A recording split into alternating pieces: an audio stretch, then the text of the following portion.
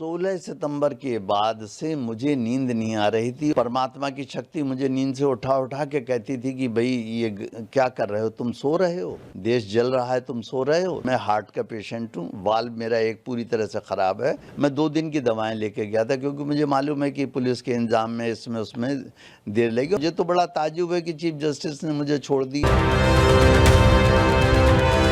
Supreme court के chief justice BR Gavai पर जूता फेंकने का मामला देश भर में सुर्खियों में है। आरोपी वकील राकेश किशोर की तरफ से CJI पर सनातन का अपमान करने का आरोप लगाने के बाद पूरे मामले में सियासत चरम पर है।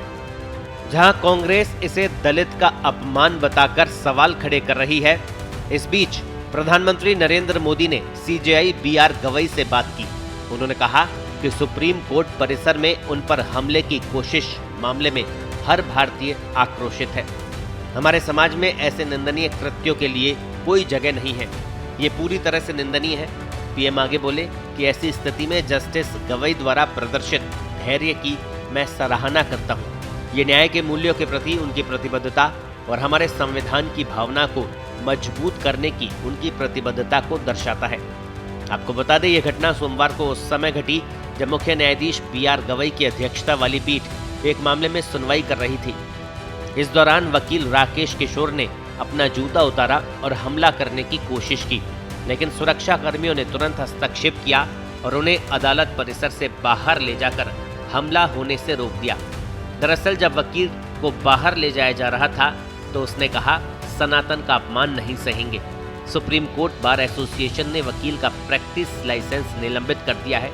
BCI ने यह भी कहा कि निलंबन की अवधि में आरोपी वकील किसी भी न्यायालय, प्राधिकरण या अधिकरण में पेश नहीं हो सकेगा और उनके खिलाफ अनुशासनात्मक कार्रवाई शुरू की जाएगी। वहीं आरोपी राकेश ने इस मामले पर चौंकाने वाला बयान दिया है। मीडिया रिपोर्ट के मुताबिक वकील राकेश किशोर ने कहा कि उन्हें एक दैवीय शक्ति ने ऐसा करने के लिए कहा था। यह अच्छा होता कि मैं जेल चला गया होता। मेरा परिवार मेरे इस काम से खुश नहीं है, वे समझ नहीं पा रहे हैं।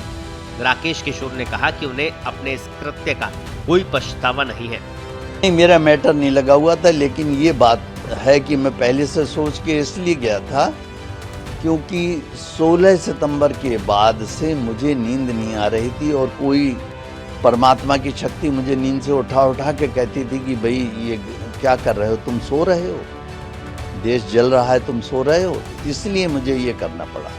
कल की तैयारी मेरी थी ये कि मैं 2 दिन, मैं हार्ट का पेशेंट हूँ, वाल्व मेरा एक पूरी तरह से ख़राब है जिसका मुझे रिप्लेसमेंट कराना है। अपोलो में मेरा पिछले 7-8 साल से इलाज चल रहा है हार्ट का।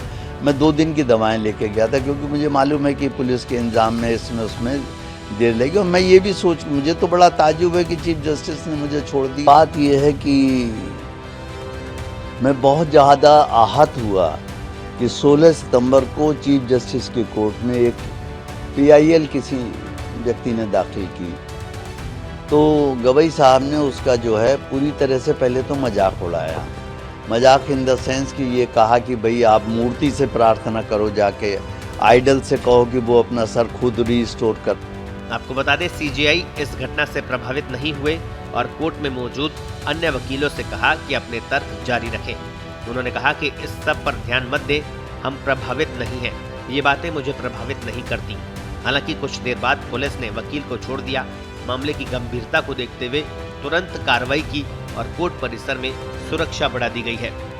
ब्यूरो रिपोर्ट, पत्रिका।